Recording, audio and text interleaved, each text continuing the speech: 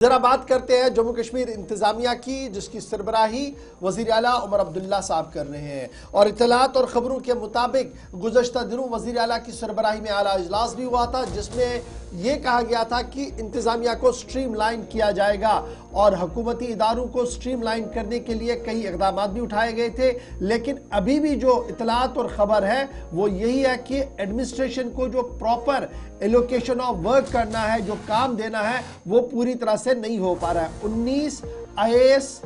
IFS और IPS अफसर ऐसे हैं जिन्हें इजाफी चार्ज दिए गए हैं। यानी एक अफसर के पास एक डिपार्टमेंट होना चाहिए था, उनके पास 3-3, 4-4 डिपार्टमेंट है। और 11 JKAS ऑफिसर्स को भी इसी तरीके से एक से ज्यादा इदारा जात का सरबरा या उनके मातहती डिपार्टमेंट्स दे दिए गए हैं, जिसकी वजह से कामकाज काफी मुश्किल हो रहा है। गवर्नमेंट जम्मू कश्मीर इंतजामिया की तरफ से और लेफ्टिनेंट गवर्नर एडमिनिस्ट्रेशन की तरफ से गुज़श्ता दिनों एक ट्रांसफर ऑर्डर भी हमने देखा था, लेकिन उसके बरक्स जब आप ग्राउंड जीरो पर देखते हैं तो सूरत हाल ये है कि 17 इंडियन एडमिनिस्ट्रेटिव ऑफिसर्स, एक IFS ऑफिसर, एक IPS ऑफिसर और 11 जम्मू कश्मीर पुलिस के ऐसे अफसर हैं जिनके पास अभी इजाफी चार्जेस है। एक नहीं, कई महकमों के इजाफी चार्जेस जो है वो उन्हें दे दिए गए हैं, जिसकी वजह से मैकेनिज्म जो कामकाज है वो बुरी तरह से मुतासर हो रहा है। अब आपको याद होगा कि गुज़श्ता दिनों उमर अब्दुल्ला ने श्रीनगर के अंदर एक अहम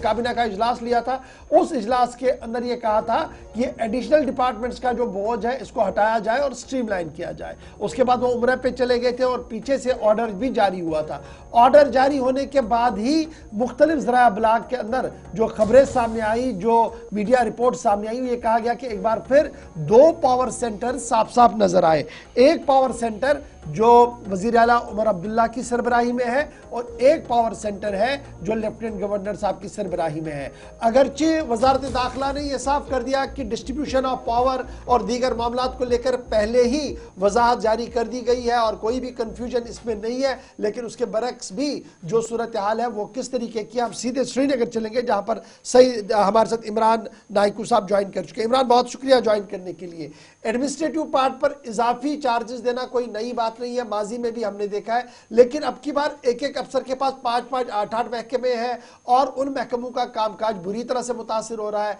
हुकूमत के सरबरा उमर अब्दुल्ला की तरफ से यह साफ कर दिया गया था कि इसको स्ट्रीमलाइन किया जाएगा, लेकिन शायद जो अभी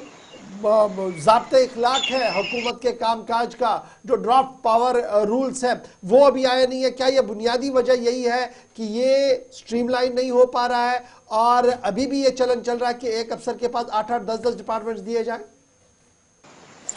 देखिए, सबसे पहली बात यह है कि जब जम्मू कश्मीर में 10 साल के बाद असेंबली के इंतखाबात हुए और 6 साल के बाद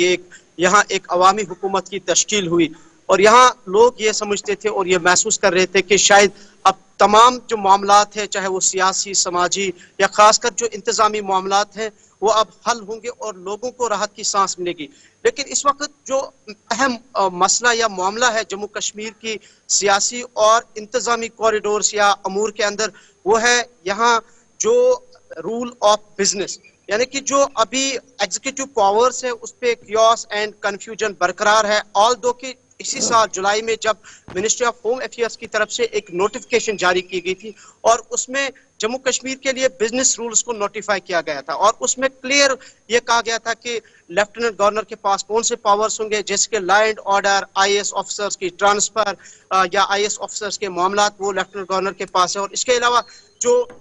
एडवोकेट जनरल की तैनाती या law and parliament affairs department के जो मामलात है उनसे उनके किसी भी मामले में लेफ्टिनेंट गवर्नर की कंसल्ट के बगैर कोई जो है प्रोसेस नहीं हो सकती है। सो उस नोटिफिकेशन में क्लियर कहा गया था कि लेफ्टिनेंट गवर्नर के पास कौन से पावर्स है। लेकिन जब उमर अब्दुल्ला की क़यादत वाली हुकूमत यहाँ पे बनी तो उसके बाद ही जम्मू कश्मीर में दोबारा से ये कंफ्यूजन पैदा हुआ है। एक, जैसा आपने कहा कि IAS ऑफिसर्स, KAS या JKAS ऑफिसर्स, IPS ऑफिसर्स या IFS ऑफिसर्स के पास इस वक्त इजाफी चार्ज है। उससे तो जाहिर सी बात है आवाम पिस रही है, लोग शिकार हो रहे हैं क्योंकि उस तरह से काम नहीं निकल रहा है जब एक IAS ऑफिसर के पास 3-3, 4-4 डिपार्टमेंट्स के चार्जेस है। दूसरा ये कि जिस तरह से हमने देखा उमर अब्दुल्ला साहब अभी उमरा पर गए थे तो यहाँ पे उन्होंने ट्रांसफर की, तो उसके बाद जो हमारे पास भी जराया है, जब उमर अब्दुल्ला वापस आए उन्होंने मीटिंग ली और जिस केस ऑफिसर की ट्रांसफर हुई थी उन्होंने उमर अब्दुल्ला साहब ने उन्हीं ऑफिसर को जनरल एडमिनिस्ट्रेटिव डिपार्टमेंट में अटैच किया है। एक दूसरा ये कि अभी जो रूल बिजनेस रूल्स का मामला है, इस पे ये भी इतलात है कि जम्मू कश्मीर गवर्नमेंट ने एक कमेटी तश्कील दी और उस कमेटी ने एक डिटेल्ड प्रपोजल जो है, ड्राफ्ट जो है वो तैयार किया है और होम मिनिस्टर को जो है सबमिट किया है। लेकिन अभी तक होम मिनिस्टर साहब की तरफ से भी जो है बिजनेस रूल्स को क्लियर नोटिफाई नहीं किया गया है कि चीफ मिनिस्टर के पास कौन पावर्स है, एडमिनिस्ट्रेटिव सेक्रेटरीज के पास कौन पावर्स हैं और कैबिनेट मिनिस्टर जो है इस गवर्नमेंट के, उनके पास कौन से इख्तियारात या पावर्स है, वो भी अभी क्लियर नोटिफाई नहीं हुए। और मामला यह है कि अभी जो लेफ्टिनेंट गवर्नर और चीफ मिनिस्टर साहब है, इनके बीच में जो है जो बैकडोर चैनल्स पे या जो अंदर से जो इतलात मिल रही है कि तमाम मामला ठीक नहीं चल रहे। उमर अब्दुल्ला साहब ने अभी तक जितने भी कैबिनेट की या एडमिनिस्ट्रेटिव सेक्रेटरीज की या डिपार्टमेंट्स की मीटिंग ली है, आउट ऑफ 30 डिपार्टमेंट्स अभी बहुत सारे डिपार्टमेंट ऐसे हैं जिनमें इंफॉर्मेशन डिपार्टमेंट भी शामिल है और भी कई सारे डिपार्टमेंट शामिल है जिनकी अभी तक उमर अब्दुल्ला साहब मीटिंग या कोई मीटिंग नहीं कर पाए हैं अपनी सदारत में, क्योंकि उसकी वजह तो यह है कि अभी भी जम्मू कश्मीर इन सब हालात वाक़ात को देखते हैं, कल जिस तरीके से उमर अब्दुल्ला नेशनल कॉन्फ्रेंस के हेडक्वार्टर में मौजूद थे और पार्टी कुलीग्स के साथ वो बात कर रहे थे, तो उन्हें कहा गया थोड़ा सब्र तामुल से काम लीजिएगा, जज्बात में नहीं आइएगा तब तक जब तक हम पहला पड़ाव पार नहीं करते हैं, यानी वो रेजोल्यूशन जो रियासती काबीना ने रियासत के दर्जे के हवाले से दिया है। तो क्या मैं ये मानूं कि तब तक ये 2 पावर सेंटर बराबर यहाँ पर रहेंगे और ये थोड़ा सा क्योस जो है, डिस्पाइट द फैक्ट कि होम मिनिस्ट्री साहब के होम मिनिस्टर या होम मिनिस्ट्री ने बाज़ाब्ता तौर पर इस पर कल भी एक क्लियरेंस दी है, वो बरकरार रहेगा यहाँ पर? देखिए, ये जो ड्यूअल पावर्स का सिस्टम अभी है, इसमें कई सारे सवालात तो लोग पैदा करते हैं, उठा रहे हैं, लेकिन टेक्निकली अगर हम देखें अभी तो यहाँ जब तक ना यहाँ पे स्टेटहुड की रेस्टोरेशन बहाली होगी तब तक ये कियोस एंड कंफ्यूजन देखने को मिलेगा। एक दूसरा, जहां तक बिजनेस रूल्स का ताल्लुक है, उसको अगर हम as per the law, as per the norms देखते हैं तो उसमें अगर आपके पास या हमारे पास स्टेटहुड ना भी हो तो फिर भी जहां इलेक्टेड गवर्नमेंट होती है तो एक बिजनेस रूल्स को नोटिफाई करना कैबिनेट मिनिस्टर्स के लिए, वो अपने इख्तियारात उनके पास क्या है वो जान सके, एडमिनिस्ट्रेटिव सेक्रेटरीज वो उनको पता हो कि मेरे पास क्या पावर्स है, तो वो सारा जो कंफ्यूजन है वो अभी अपनी जगह पे है और उम्मीद जाहिर की जा रही है कि ये सारा जो मामला है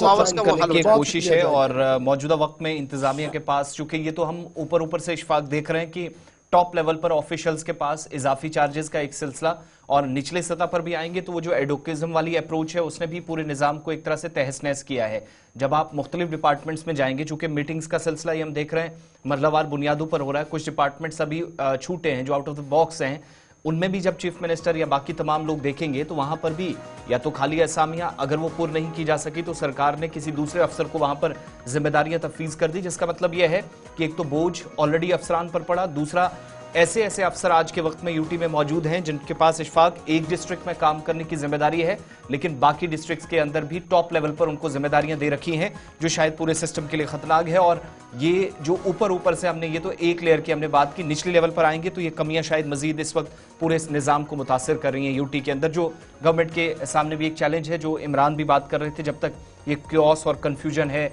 बिजनेस रूल्स के हवाले से कि 2 पावर सेंटर्स नहीं हो सकते, जिस पर काफी ज्यादा सवालात खड़े होते रहे।